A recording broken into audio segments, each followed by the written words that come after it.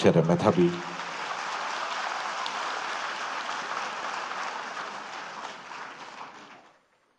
জাতির পিতার কন্যা মাননীয় প্রধানমন্ত্রী, আমি Nusrat Jahan Maliha, Hazaribagh girls school and কলেজের অষ্টম শ্রেণীর শিক্ষার্থী।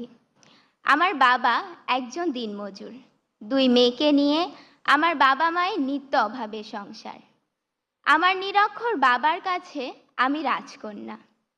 আমার মতো মালিহাদের পিতা যখন বলেন, তোর আর স্কুলে যাওয়ার দরকার নেই, কাল থেকে তোর মায়ের সাথে কাজে যাবি, তখন মনে হয় এটাই যেন আমাদের চিরকালের নিয়তি। কিন্তু মাননীয় প্রধানমন্ত্রী, সেই দুর্ভাগ্যের নিয়তির শিকার আমাকে হতে হয়নি। আপনার শিক্ষা সহায়তার জাদুর পরশে আমার মতো লাখো মালিহা আজ স্কুল, কলেজ, মাদ্রাসায় পড়ে উচ্চ শিক্ষার স্বপ্ন দেখছে।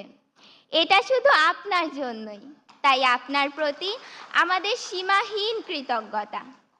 মাননীয় প্রধানমন্ত্রী, বছরের প্রথম দিনে এক সেট নতুন বই হাতে পাওয়ার কি যে আনন্দ তা আমি বলে বোঝাতে পারবো না।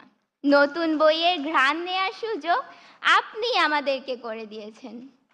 মাননীয় প্রধানমন্ত্রী, সর্বকালের সর্বশ্রেষ্ঠ বাঙালি, স্বাধীনতার মহান স্থপতি, বাংলাদেশের জাতির পিতা বঙ্গবন্ধু শেখ মুজিবুর রহমানকে দেখার সৌভাগ্য আমাদের হয়নি, কিন্তু বেহেশত হতে তিনি নিশ্চয়ই দেখছেন তার সুযোগ্য কন্যার কর্মকাণ্ড।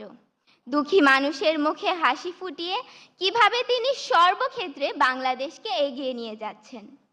মাননীয় প্রধানমন্ত্রী, একটি স্বনির্ভর দেশ গড়তে শিক্ষা যে কতটা গুরুত্বপূর্ণ, জাতির পিতার পর কেবল আপনিই তা সবচেয়ে ভালোভাবে অনুধাবন করতে পেরেছেন। আর সেজন্যই দরিদ্র মেধাবী শিক্ষার্থীদের ঝরে পড়া বন্ধ করতে আপনি চালু করেছেন এই উপবৃত্তি। তাই আপনার প্রতি কৃতজ্ঞতা জানাতে আমাদের প্রিয় শিক্ষক আক্তার স্যারের কবিতার কয়েকটি লাইন বলতে চাই। শিক্ষা সবার অধিকার, মানুষ হবার মন্ত্রণা, এই দেশেতে সবচেয়ে ভালো বুঝেছেন শেখ হাসিনা। আপনি না বাড়ালে হাত, হারিয়ে যেতাম কোন অতলে, দুঃখের সাগর পাড়ি দিতে ভেসেই যেতাম বানের জলে।